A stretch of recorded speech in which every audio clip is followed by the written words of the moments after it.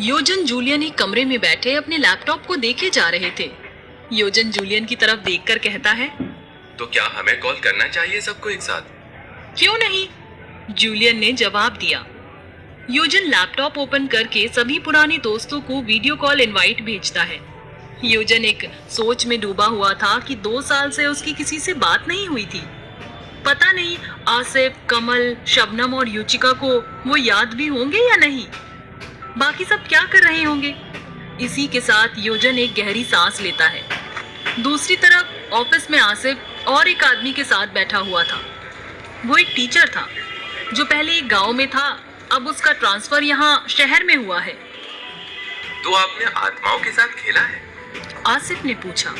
जिस विलेज में मैं पोस्टेड हूँ, वहाँ शाला कैंपस से लगा हुआ ही टीचर्स के लिए क्वार्टर बने हुए हैं। यार्डलेस इस कैंपस के सामने की ओर खेल का बड़ा सा मैदान है, जहाँ शाला लगने के दौरान बच्चे खेला करते हैं। बाकी 3 और खेत और झाड़ियाँ हैं। रिमोट जोन विदाउट एक्सेस इस विलेज में ताश की पत्तियां ही एंटरटेनमेंट का सोल मीन होती है। मैं अविवाहित था, देयरफॉर डिनर के बाद अन्य शिक्षक साथी मेरे ही क्वार्टर पर ताश खेलने के लिए जुट जाते थे। सितंबर अक्टूबर का महीना रहा होगा।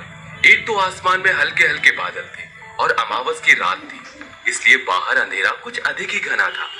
झाड़ियों की ओर खुलने वाली खिड़की के पास ही मेरा बिस्तर लगा हुआ था, जिसमें बैठकर हम 4 दोस्त लालटेन की डिम लाइट में ताश खेल रहे थे। ताश की पत्तियों को ऑर्डरली करते हुए मैंने बीड़ी की गड्डी में से 4 बीड़ियां निकालकर दिया सलाई से सुलगाया और साथियों की ओर बढ़ा दिया। हम सब बीड़ियों का कश लेने लगे। एक मित्र ने कहा, अबे तुम ही लोग पियोगे, मुझे नहीं दोगे? मैंने कहा, अबे तुझे भी तो दिया है, मजाक क्यों करता है? लेकिन सच यही था कि उसने बीड़ी नहीं ली थी। हमें आश्चर्य हुआ कि आखिर वो चौथी बीड़ी गई कहाँ, किसने ली? हमारी दिनचर्या और आदतें रूढ़ होकर मशीनी हो गई थी। अगले दिन फिर वही महफिल सजी।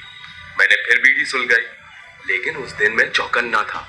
बीड़ी बांटते वक्त मैं बराबर निगरानी कर रहा था और कल वाली चालाकी को पकड़ना चाहता था। बाकी तीनों साथी इन बातों से बेखबर अपने अपने पत्तों में व्यस्त थे। तभी एक हाथ पहाड़ी तरफ वाली खुली खिड़की से अंदर आया। जाहिर था कि उसे भी बीड़ी चाहिए थी। आश्चर्य के साथ मैंने खिड़की से बाहर खड़े उस आदमी की ओर ध्यान केंद्रित किया। बाहर अंधेरा घना था और कमरे के अंदर जल रहे लालटेन की पीली मध्यम रोशनी में उस व्यक्ति को पहचानना संभव नहीं था। लेकिन सहसा उसके चेहरे पर जलती हुई दोनों आंखों को देखकर मैं एक बारगी कांप गया। मैंने उसके हाथ पर सुलगी हुई एक बीड़ी रख दी। बीड़ी लेकर वो हाथ और जलती हुई दोनों आंखें गायब हो गईं।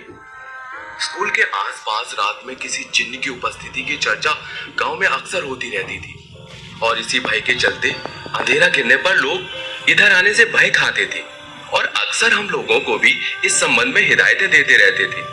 खिड़की के अंदर बीड़ी के लिए आया किसी का हाथ